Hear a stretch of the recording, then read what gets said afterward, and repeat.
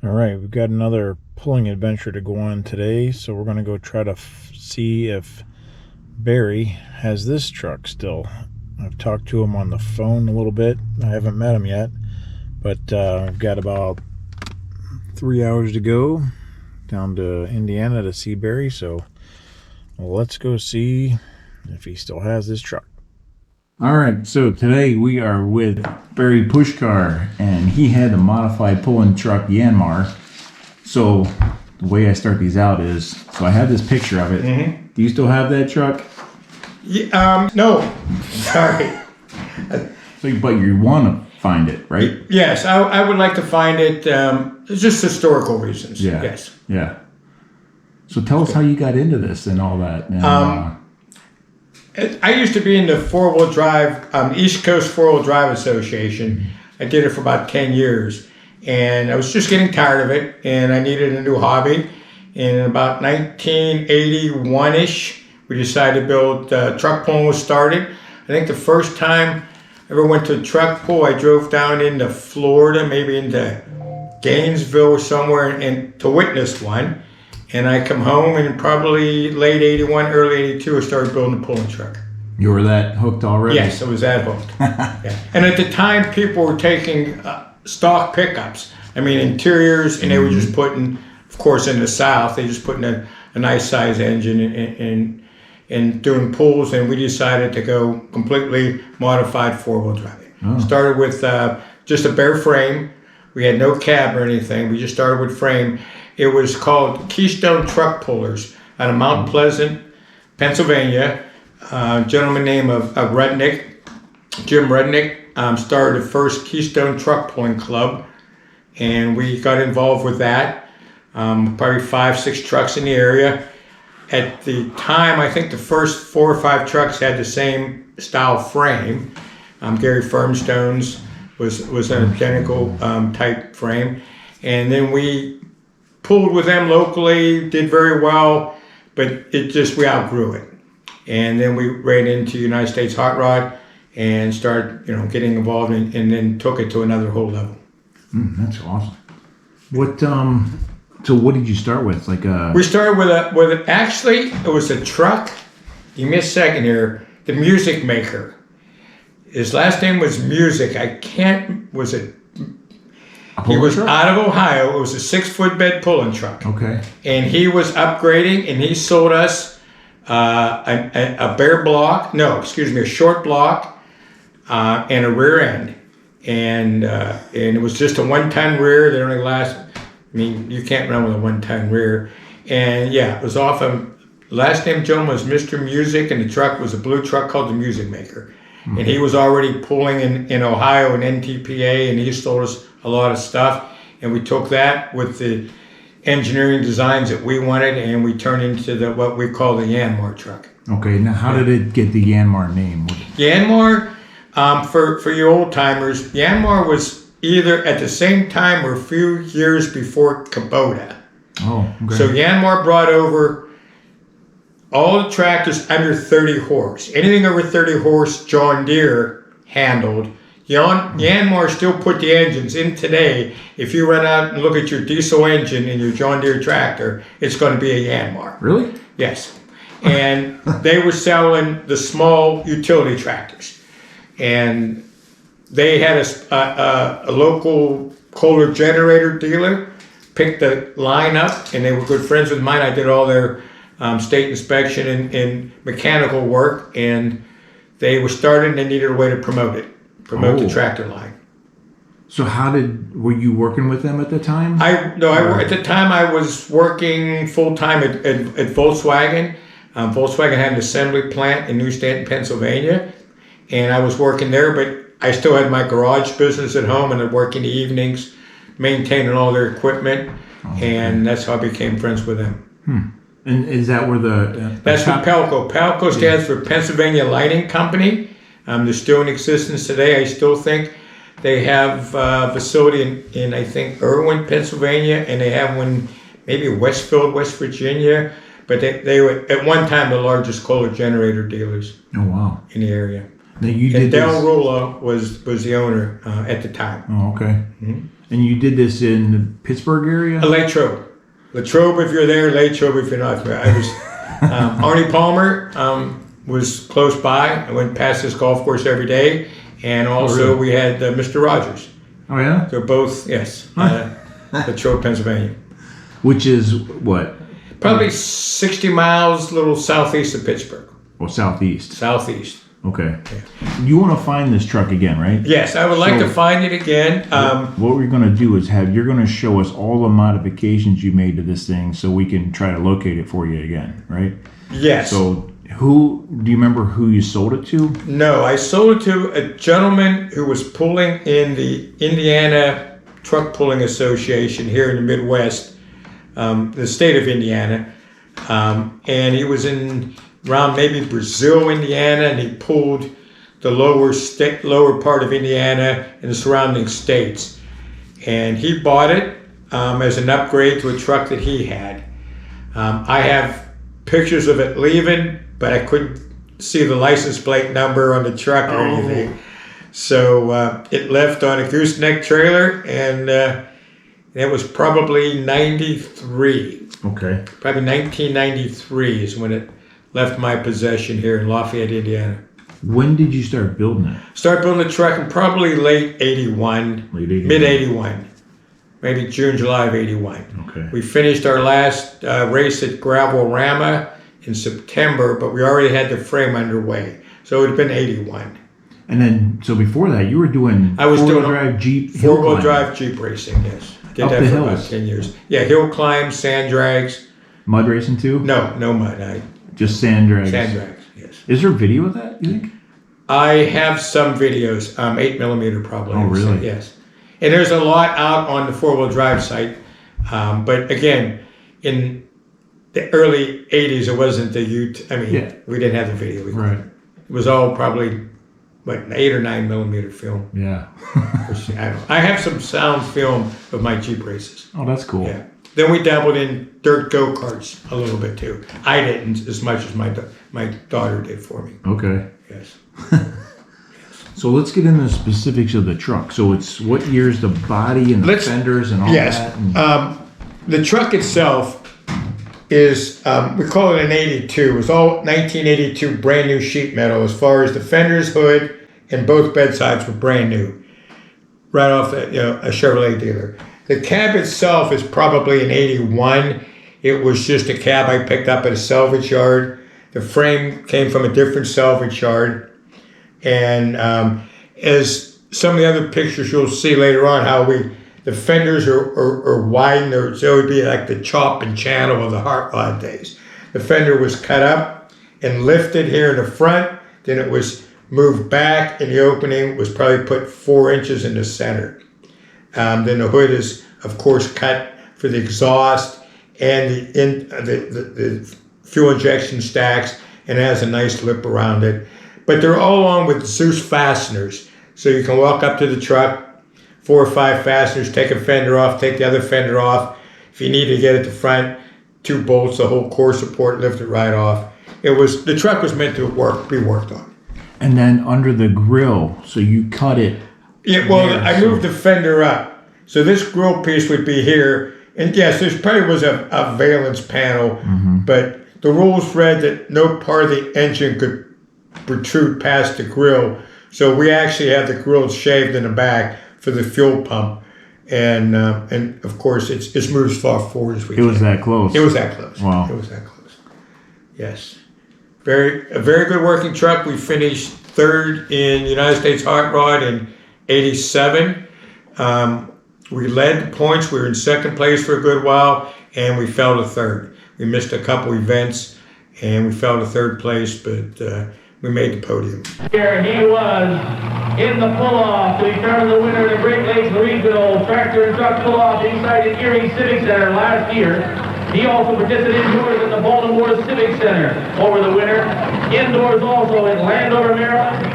And Newark, New Jersey, one of the steadies on the indoor SRO circuit out of Lake Grove, Pennsylvania, 1982 Chevy. Sporting the big block, 468 Chevy power. This is Barry Puskar and the Yanmar.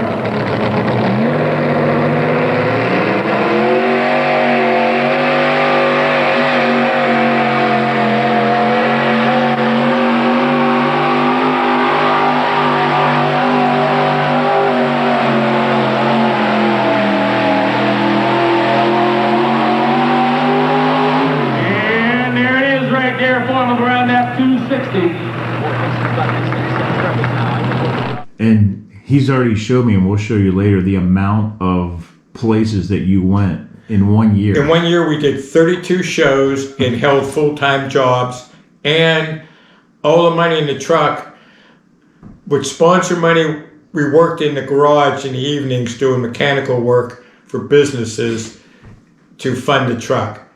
Dave Mason, my very good friend and partner in all this, worked with me 100%. We didn't paint the truck, but body work, building all the structure, everything but paint. The engine was assembled by us. We assembled the engines. We took them to a dyno shop.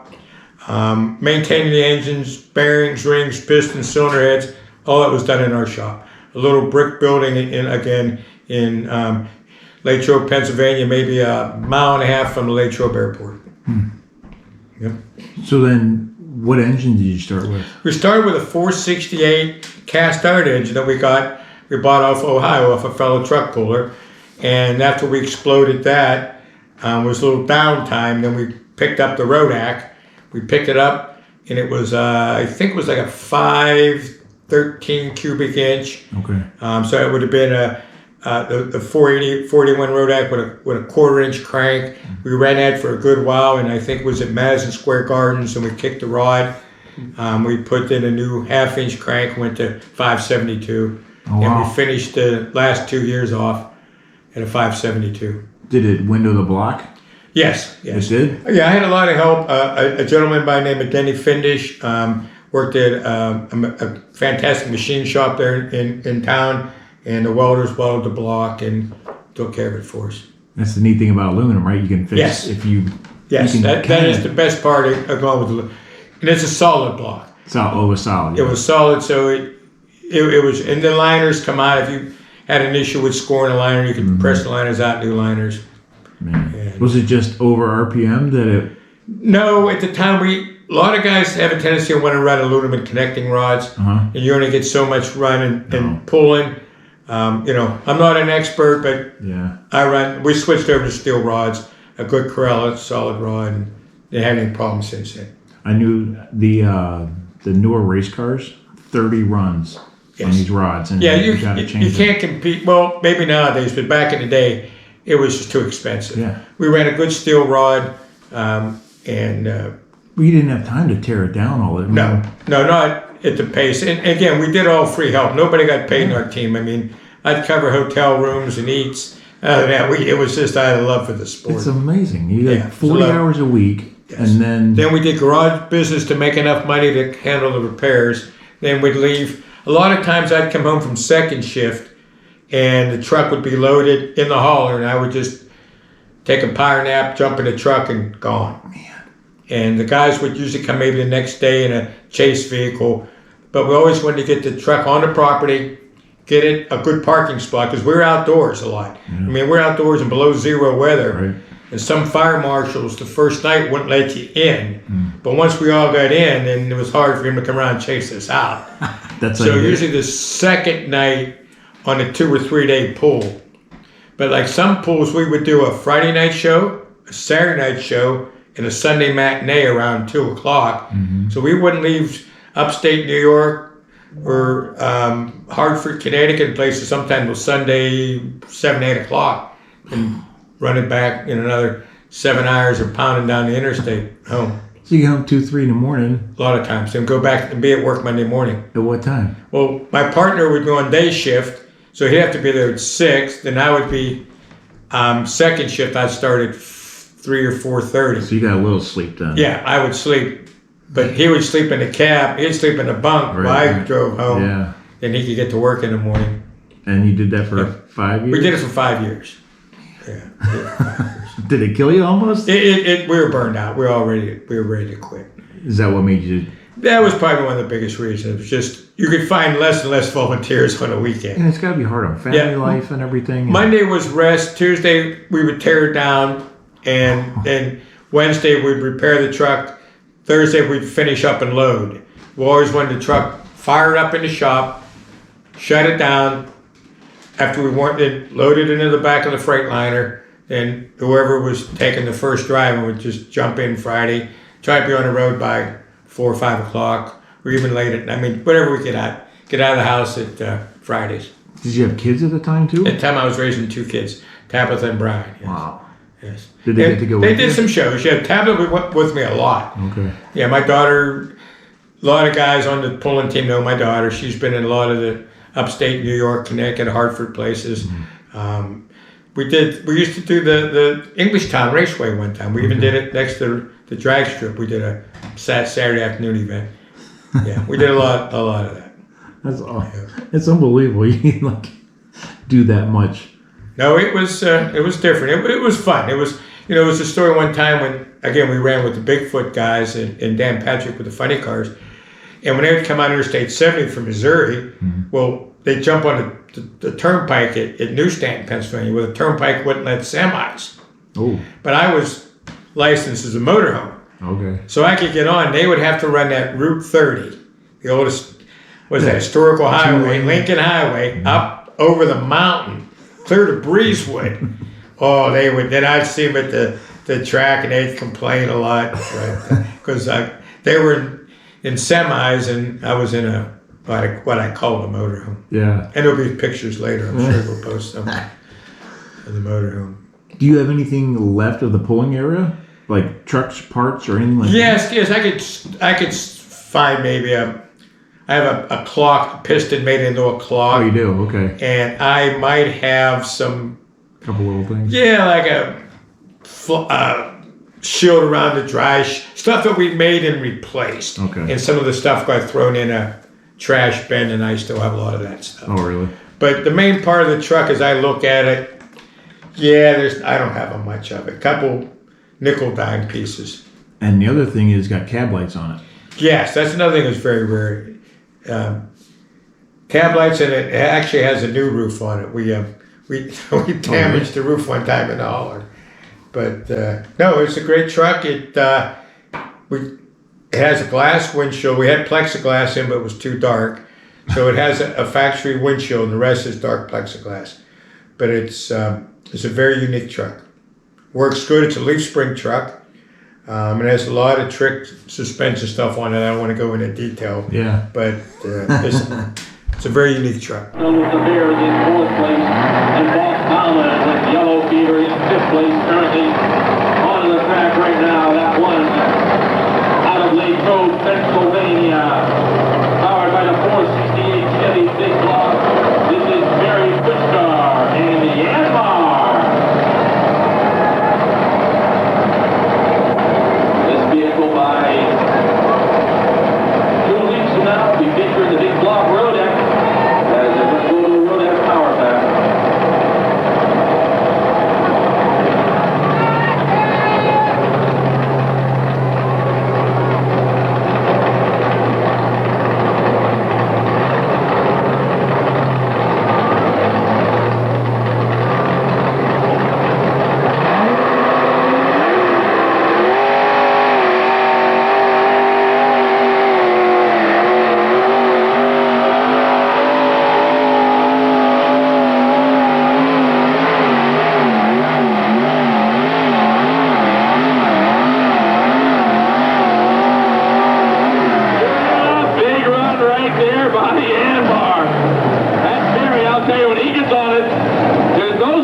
He just really leans on it. Barry Puskar in the Yanmar, one of the real. Oh, he's going to One of a kind.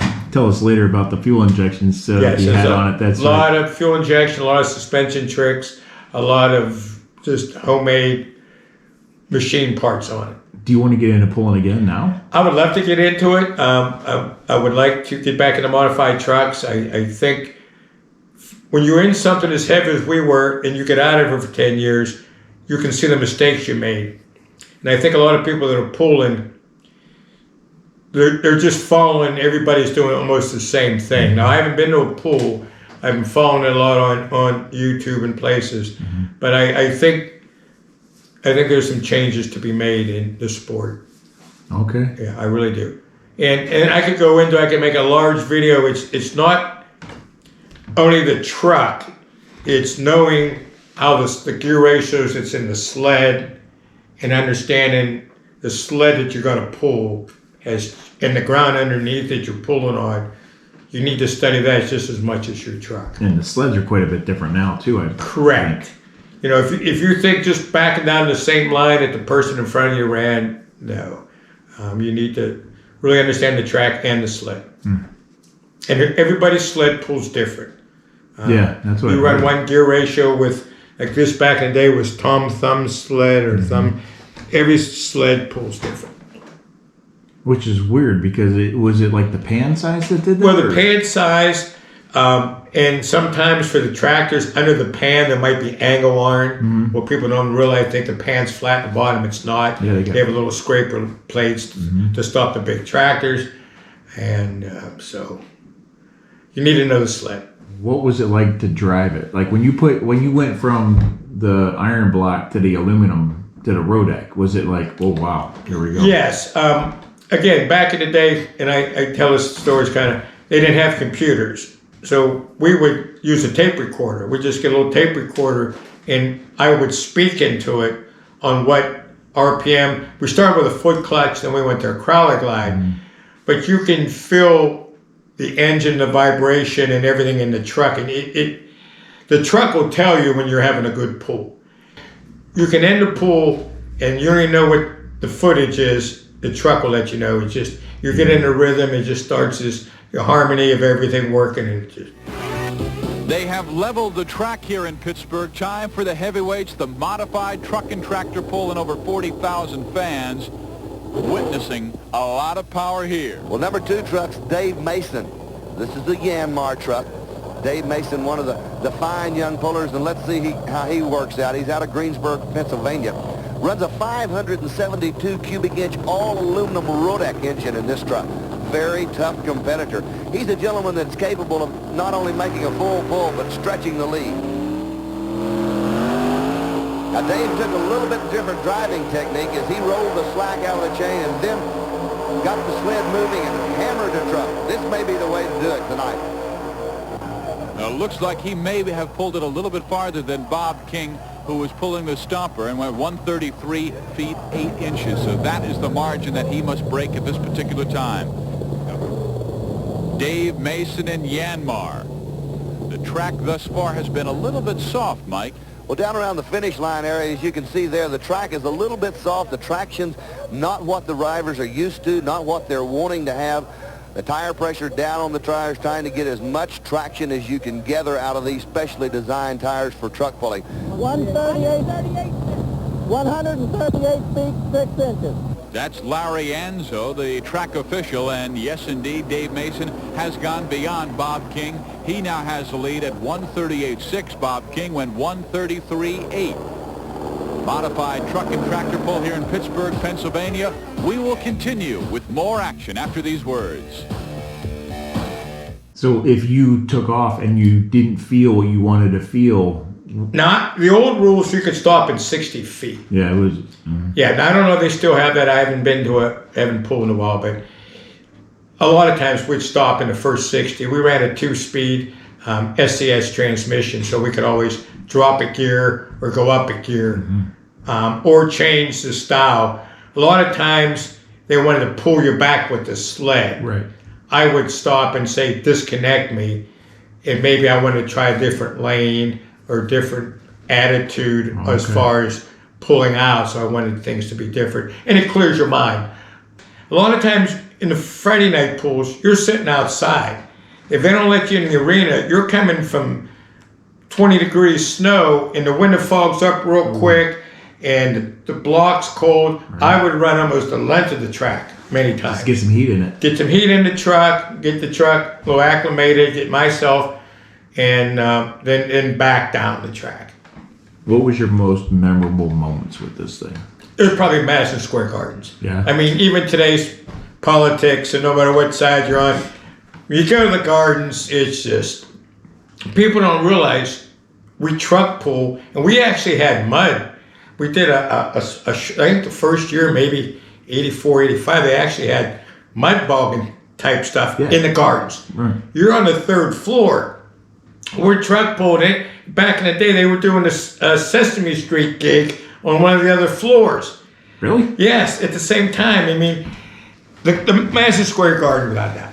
And people don't realize I could drive my whole rig up to the 3rd floor. There's a spiral staircase made out of brick. Mm-hmm. I could take my cab over Freightliner and drive it all the way up to the 3rd floor, unload. Then I would hide it in among the concession area. Then a lot of the announcers, we'd use that as a home base. Oh, really? Because it was, it was a nice truck. We'd sit in the box, but you can drive to the 3rd floor of the Gardens. We'd unload on the street, and they would, like Dan Patrick, if you're watching, we used to rent his funny car, the Warlord, the Chorus car, down the main street. Oh, we had a ball. Down the street? Down the street. They blocked the streets off. I don't know what avenue that is anymore.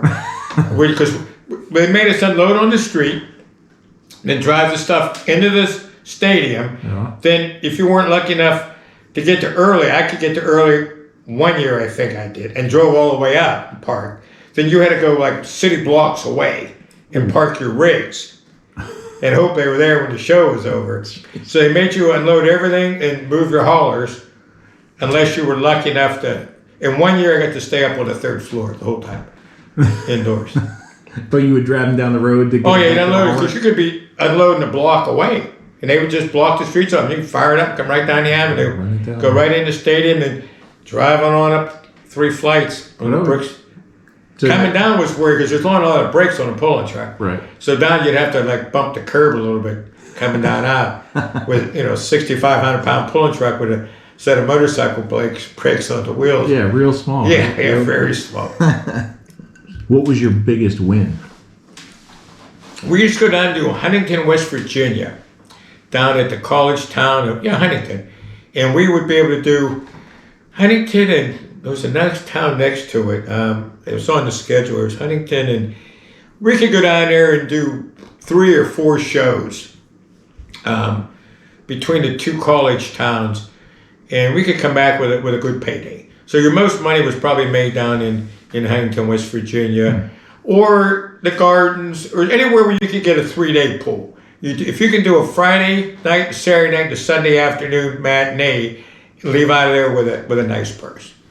So would that pay for your lodging, your fuel, your weekend? No. So you were like the other guys. You just did it for the love of it. You did it for the love of it, just the competitiveness. You get this group of people. You want to meet on the weekends. You help each other. Who were some of your best friends? It would be, and I hope you're watching one day. We ran with Jim Kramer in the Bigfoot truck. Mm-hmm. Then of course Andy and Dan Patrick with his 2 cores, with the cores and the Warlord. Then ourselves, we usually had Bob Bauman. Mm-hmm. He's passed away now, but Bob Bauman would run with us. Gene Fanny would run most of the shows, but he couldn't get away as much as we could. We didn't. If we got a call, we were there. We never were late and never missed a show. And in 5 years, we had 1 DNF at the Silverdome in Pontiac. I was running a foot clutch at the time and broke a diaphragm, a 3-fingered clutch, not a diaphragm, and couldn't get nobody to loan us a clutch for some reason. So I welded it on and backed into the sled, but couldn't get it in gear. So at least got onto the track. But in 5 years, you one time every show. Now, I think Baltimore, Maryland, we kicked a rod at the Gardens, but at least we made the pool. Yeah, right. We made the pool. Well, shows you trying, right? Yeah, kicking rods out. We made the pool. So I ask people, like, what are your worst breakdowns on the road? You know what? Fortunately, this is 1982. We hit the road. 82, we used borrowed equipment. We'd borrow a tilt bed or borrow it. So about 83, we got a cab over Freightliner out of Minnesota, a drag racer. It was a 66 cab over Freightliner. And we changed it around and got the truck to fit in it. It had no heat in it. And the first time we left to do a show, my brother and I, to do a show with Bigfoot and the gang, I think it might have been the Meadowlands, we went in with snowmobile suits on. Ooh. And we drove it in the snow, in freezing temperature with no heat. And we couldn't keep the windshield from frosting. Mm-hmm. And the Bigfoot guys loaded us a propane tank with a burner on it. We sat it on the dog box, and we used it to keep the truck warm.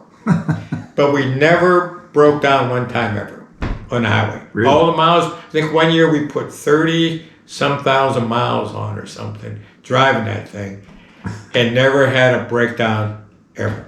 Isn't that amazing? Amazing. Never had. Was And that from maintenance, you think, or? It was just a truck. We maintained it well. We start off with all brand new tires, and it got serviced regularly, and we never had a breakdown. Yeah, makes sense. No, never had a. We ran it for 4 solid years, never had a breakdown. We sold it to some gentleman up in Rhode Island somewhere. I think I have their name somewhere, and they used it for.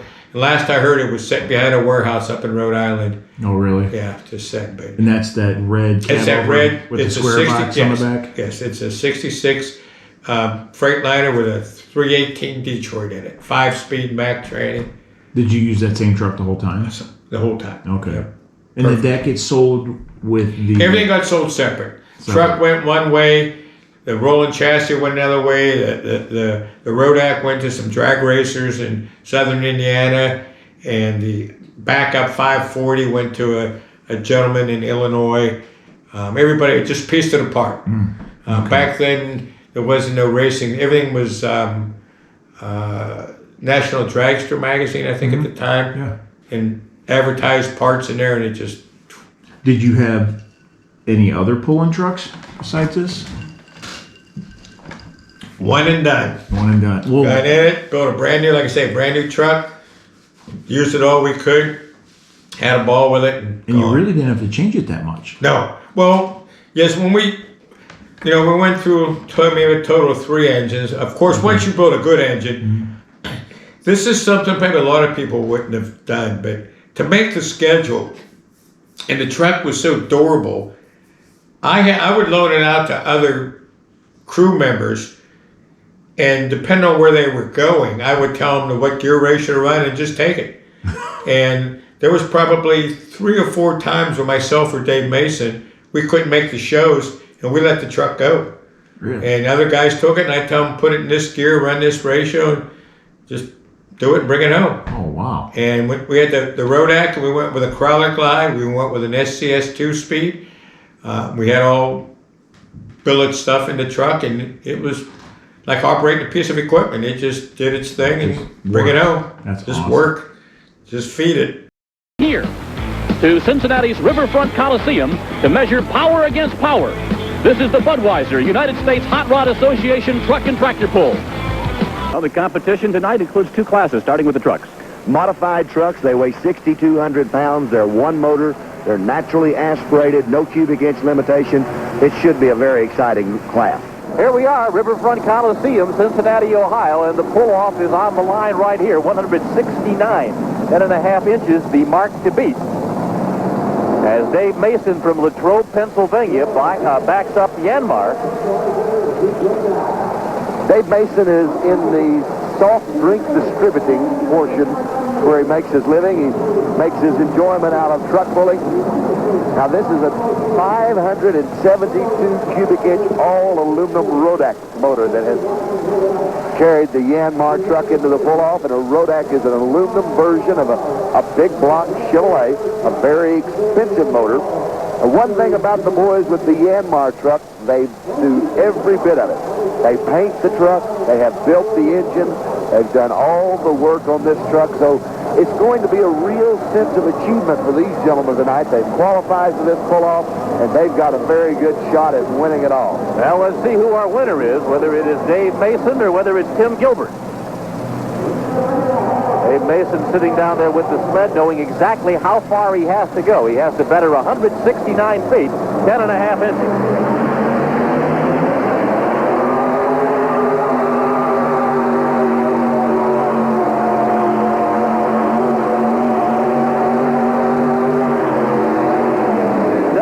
Like he's going to be able to do it, and it looks like Tim Gilbert in Motown Missile will win the pull-off. Well, there's your winner in the pull-off, the Motown Missile, 169 feet, 10.5 inches. Yanmar second, and Southern Belle finishing third in the pull-off. Do you have any other friends in this area that you... In the Midwest here, no. There's no... I think there are maybe some tractor pulling. Tractor pulling was big out here, but... nope, I spend my time now with vintage go-karts. Oh, yeah. Yes. Nice. Racing them? Yes, or I building drive. them, or? I have 4 or 5 out in the shop. I'll show you a little later. Okay. And I have 4 overall victories. 72 years old. And What kind of speeds are you hitting with those? the small cart is probably only geared for the mid 40s. The next class up is the Yamaha. It'll probably run mid 50s, 60s. And I run road courses and something different. How far do you have to travel for that? I can run 5, 7 races in a 6-hour radius. Okay. Yes. Well, not too bad. No, it's not bad. Not bad. And you got time to do it now, right? I'm retired. Yeah. So, Retired. so do you miss the days of? Oh yes, everybody these days? you talk to. I mean, I don't. You know, my brothers, everybody on the crew. If it wasn't for this, you know, it's like the Springsteen, the glory days. This was the glory days. Yeah. When you can do, you know, like the I don't have the chart in front of me, but just off my memory, you do Worcester, Springfield, New Haven, Madison Square, RFK, JFK, go up into Chicago, Silverdome, go up to Saginaw, Michigan, you know, go down to Winston-Salem, North Carolina, Charlotte, and just meet all those guys and just hotels and, you know, great restaurants and just good time. That's what I hear from all these guys. Yes, like it- one big family. It was one big family, right. yeah, and it was just a good time. It was, And then Bob George was like a big part of that, I yes, guess, right? yeah. Tony Vaccaro, Bob George, Ken Dene, yes, they treated you well. Yeah. There was a lot of times, if you were really down and out, like, I mean, there was guys that we knew, and when you went to get paid, I mean, they would make sure you got home. I mean, if you broke or, you know, I think you had a bad night, they would still, if there was some money left over in the purse, they would give it to the guys that needed to get home and stuff. Yeah, no, it was just a great bunch of people. That's what I've heard from a couple people. Like they would always help you out, even Always just help to you out. get home. Yes. Like I wonder if that happens today. Don't know. You know, if there would be a pool in Pittsburgh, you know, it's 60 miles from my house. But Ken would say, Barry, everybody sees your truck. We want you to go to Saginaw, Michigan. Well, my house in Saginaw, Michigan is probably 10 hours. Yeah. I said, Ken, the truck don't go there free. They grumble and they would say, okay, we'll give you some fuel money. You know, So then you would be able to do it. yeah, then you didn't mind. It didn't hurt so bad driving right past. Or when you come home, why weren't you in Pittsburgh? Oh, I had to go to Saginaw. Like, why would you go to Saginaw, Michigan? You know, I like the music. Did you have like certain fans at these places? Where Yes, you go would. and I you have. I'll show you a picture somewhere. Children love. Like I would take. Pepsi Cola is one of our sponsors out of Kecksburg, Pennsylvania, and I'd get 100 hats, and you know, and with Pelco and a lot of people just give out. Yeah, it was for the kids. We signed autographs. It was cool. I remember being at the end of the pool where Yeah. the guys would come up to the wall and you would hand Yes. the program over Yes. the wall and have them sign it. Oh, I had a neat trick. When you leave, when you want to get out of town the quickest, you get a large amount of people come out on the street, and I would always tell them, go down to the Bigfoot truck. They're giving away free hats. Or I'd send them down to see Dan Patrick with the cord. I say, guys, you know, help me get loaded or something. I said, go down and just tell them I sent you. They'll give you. And then the whole crowd would go down farther there, and we could get loaded and get out of town. Yeah, but then next week when they came up, Oh yeah, Bob would come up to you. yeah. All right, listen, It was back and forth. Yeah. Oh, it's okay. It was so back. that It brings was up- good time. That is one thing I added to my thing was like pranks. So, like, did you guys like? Probably the more the pranks was like hotel rooms, and you know somebody would. I mean, I can remember one time, you know, some of the Bigfoot, like having 10, 12 guys in a 2-bedroom hotel room because people would forget to get room reservations or something, and or the snow would come in, they couldn't get to there, and we'd all just you went down the road and you saw a rig in the hotel and you didn't have a place to stay, just pull in and pound on the door. You know, just you need a room. There's probably already 10 people in there. Yeah, it was a good time. So what do you do mostly now? Is it the go-kart stuff? Yeah, now I'm really into the go-karts, messing with them for a year or two. You know, this gets me thinking about Poland, but I would have to have some, you know, major sponsors. Yeah. But, if there's a young kid that wants to get involved, I mean, it's a great sport. The thing about truck pulling is you have something to bring home all the time. I mean, there's a picture of a couple wrecks here and there. I think there's Yeah. one here I'll bring up. This is Troy, New York, where the transmission broke. The truck went so high in the air, the sled went underneath, sat down, didn't do a dime's worth of damage. Brought the tractor out, lifted me off the sled. But you can always bring home the truck. A lot of stock cars, even drag races, get to be the speeds and the tracks. You get out of the track. It's a good sport. You can get in it and get out of it without selling everything off. Just good equipment. The more I think about it, you got all the horsepower, not much speed, and you really don't tear up body-wise. Correct. The worst part about this sport is, and people don't realize, well, I have two sayings. It costs just as much money to drive 12 hours and lose as it does 12 hours to win. So when you leave the house, you better have enough equipment to win. The second thing is there's no practice. When you unload in the parking lot, you don't get a test pull. So when you back into that sled on that Friday or Saturday night, it better be ready to go. You better have your gear ratio figured out. You better have your books, because you got one shot at it. Back in the sled, if you're lucky enough to get in a pull-off, but then the pull-off changes, and that's where you got to be smart. You want to walk over to somebody else's truck and see what transmission they have or no. Can they change a gear? They're quick enough to get it done. The time, and then you got to, because I mean, with the lasers now, it's within hundreds of an inch. Yeah, I mean, it's thousands something. Back in the day, they stuck the rod in you. Whoa, bend it this, tape measure, stretch it. You had to beat somebody by a distance. Yeah, it could get a little edgy, but no, it's a good sport. I always wondered about like the practice thing. So practice. I was thinking like, what if like say you got property, right? Hook the chain up to a tree just so you can get your. Well, no, because you want it to move. You got to get that 60-foot. How we practice. Before this all, I did 10 years of Jeep racing. So I built a beautiful. I helped. Was one of a member. We built a beautiful facility in the mountains of western Pennsylvania. We had a drag strip. 100-yard dirt drag strip. I would take a flatbed truck and have somebody and put it in reverse and have them ride the brakes, just like the sled do. So I would pull out with the truck because you want to get your clutch settings right. You want to be able to understand your fuel intake at low end when you're loading the engine down. If you have to run a carburetor, that's really tricky. With fuel injection, though, then you got to get that ramp curve up. So you got to get to the 60-foot before you get wide open. That's the most serious part.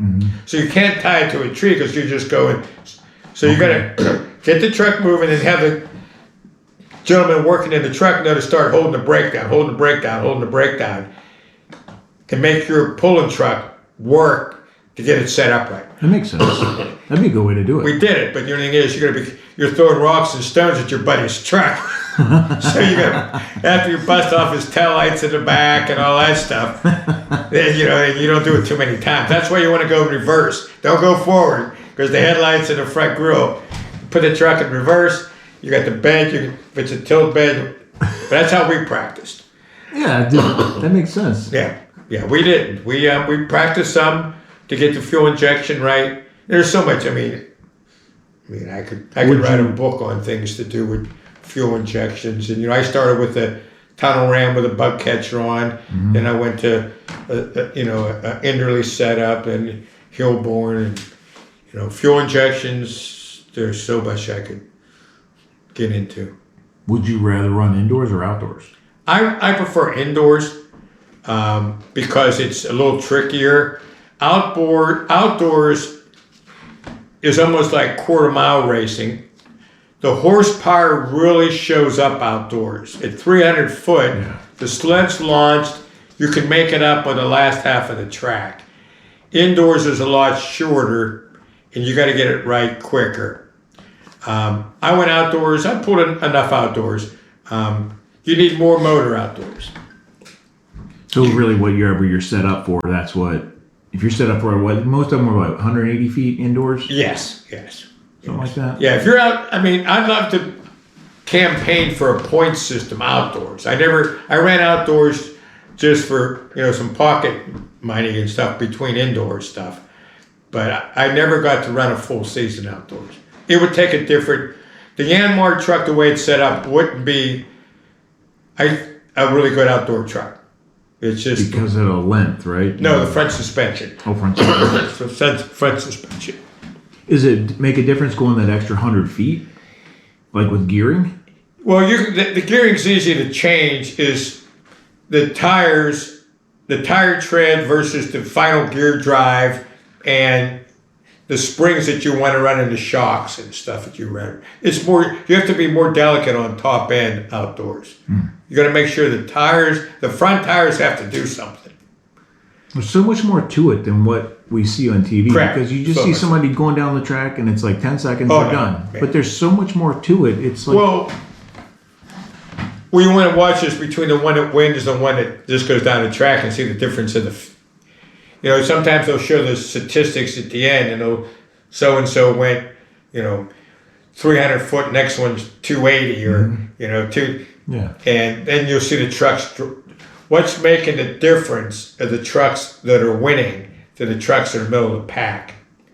It takes a lot of the truck. It's just not engine. And you guys won quite a bit, right? We won quite a bit. So, I mean, the jacket behind you, that was 87. It was 87, third place overall finish. And you got to know how to win, too. You got to pick your tracks, and stuff.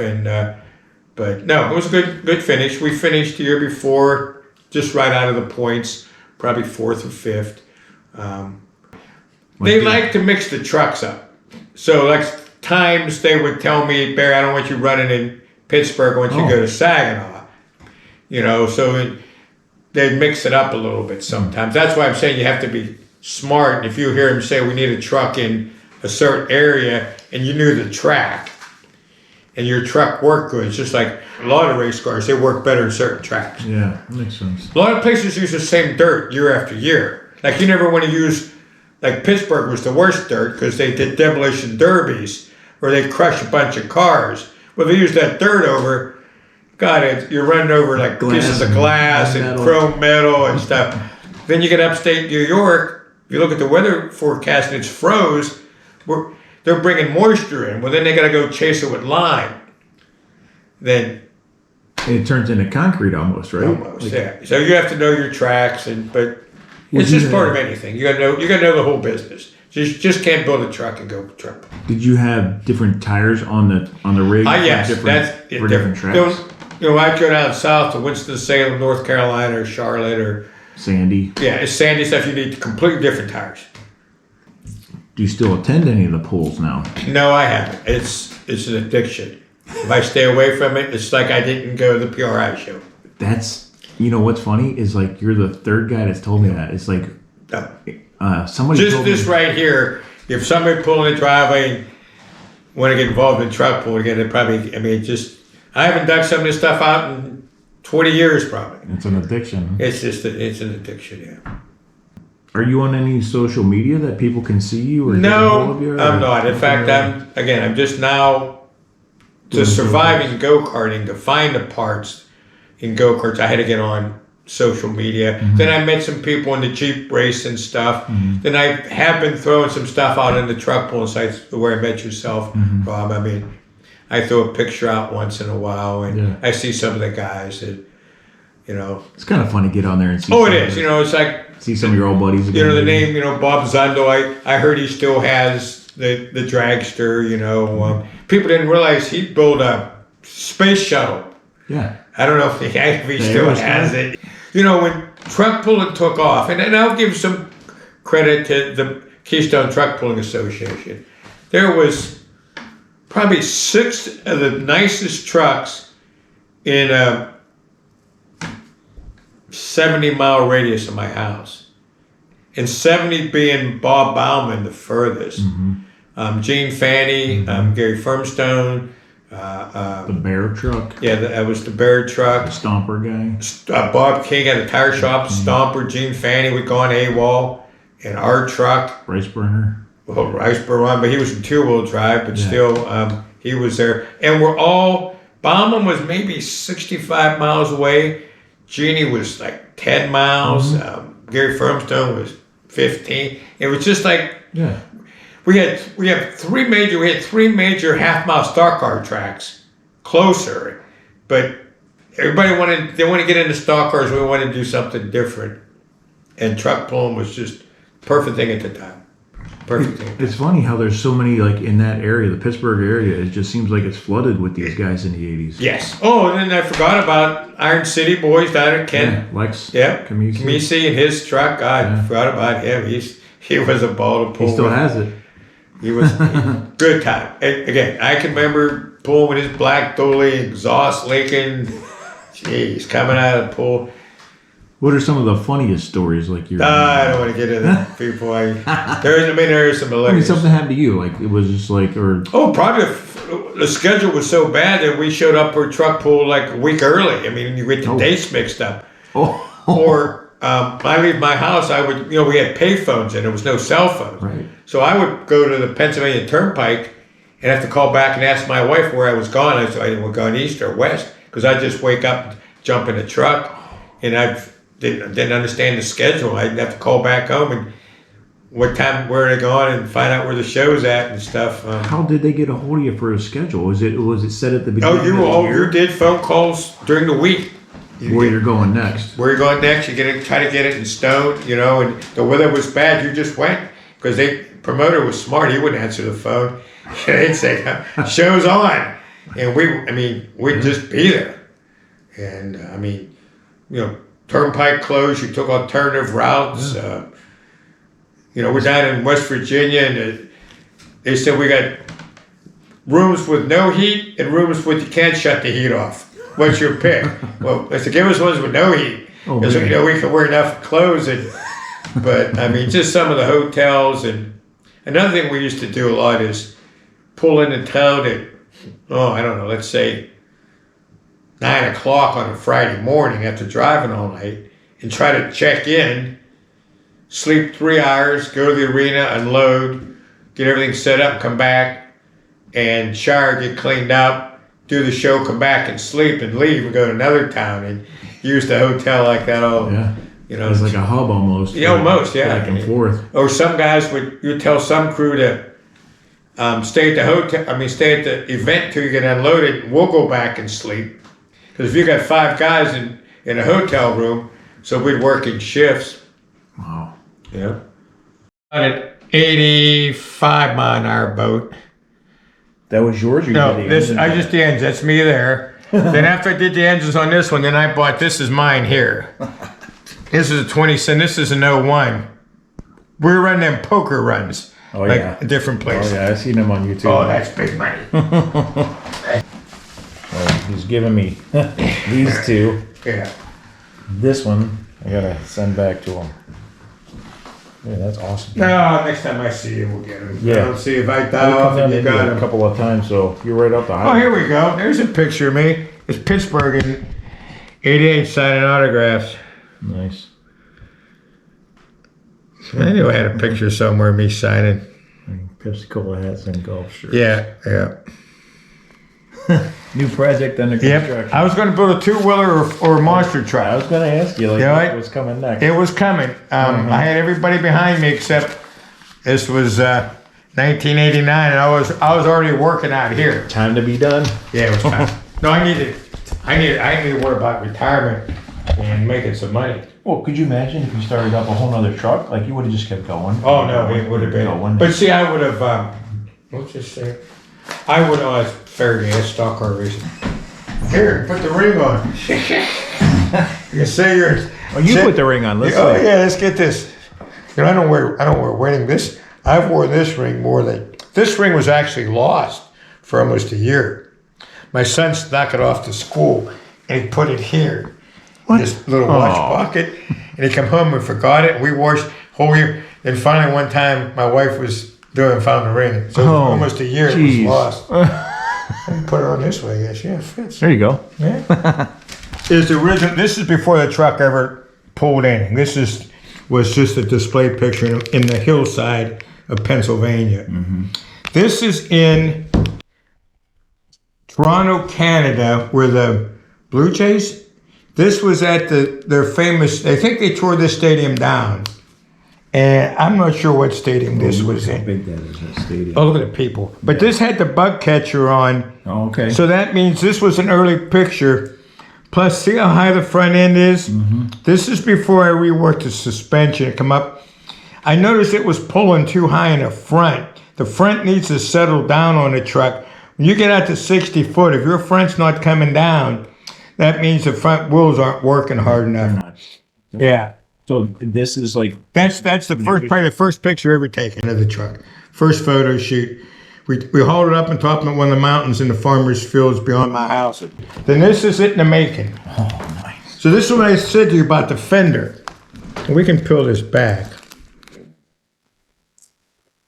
Remember I said to you about the fender? Oh, yeah. So we cut up, cut across the bead line, and we cut, no, right through the center probably, we cut down.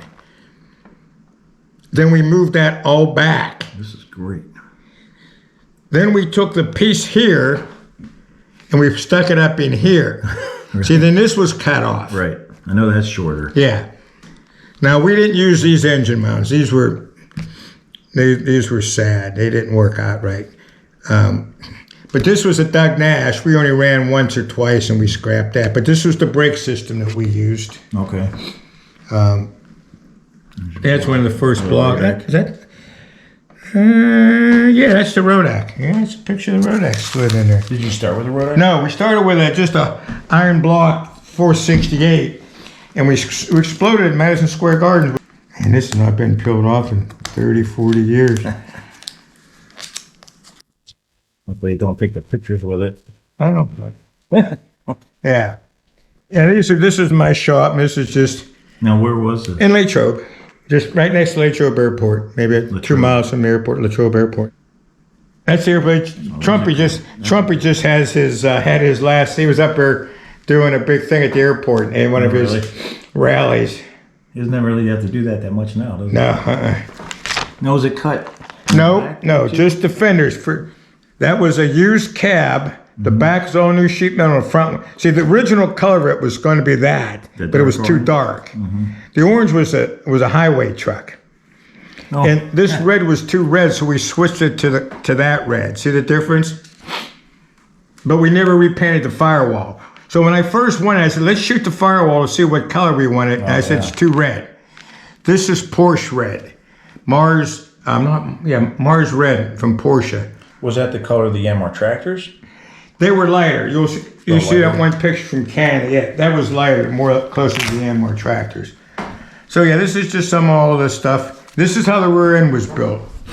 You know, so if somebody's running that rear end in their truck, oh, yeah. the shock stayed the same. Yeah, we need all these pictures for sure. Oh, here's one which shows I think this shows the star on the front fender.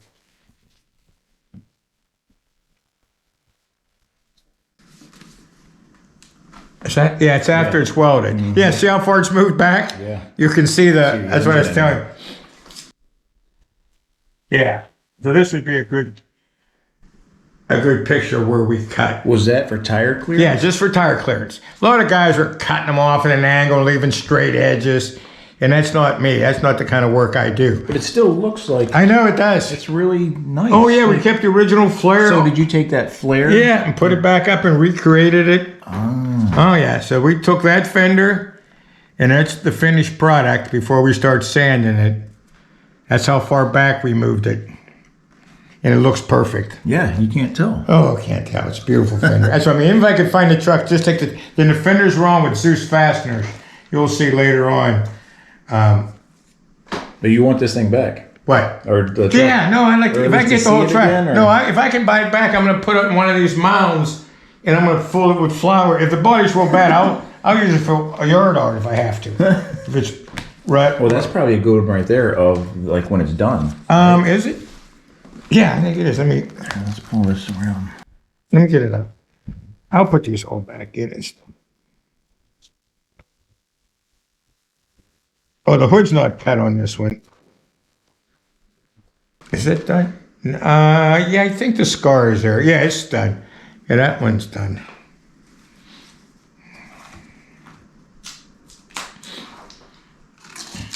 Here, take a picture of this right here, and I'll explain why. Well, that'll still be on it then, probably. Well, right? the gentleman came out one night. I work 40 hours a week for Volkswagen. Was building this in the evenings and I worked, and he welded it in crooked. In other words, this is up high, Okay. Oh yeah. and this is down, and it ran on an angle, and it was welded in. It was a big round 4-inch, 3.5-inch piece of pipe.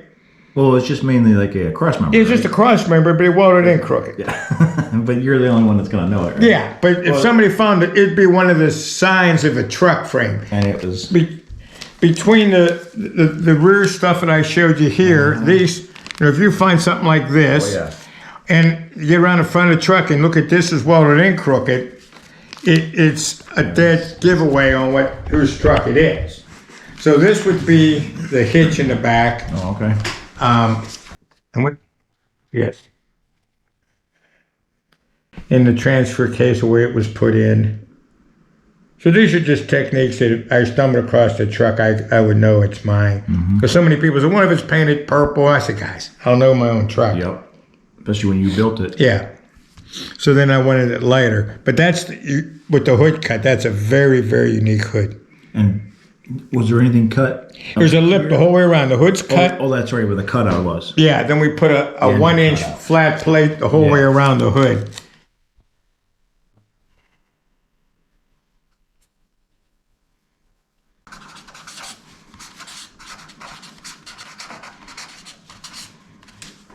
How many times did you have to do that in your life? A bunch. Yeah. It's got to be kind of fun, though. Huh? Yeah. All right, thank you for that. All right, well, let's get a picture together. Yeah. So, here's Barry, everybody. So, with the winning ring. Championship. Let's help him find this truck. If anybody's got any information on this truck, let's help him find it. So, thank you for your time today. No, thank you. Thank you so much. Good meeting. This was great. So, Good time. All right. Thank you. Yep.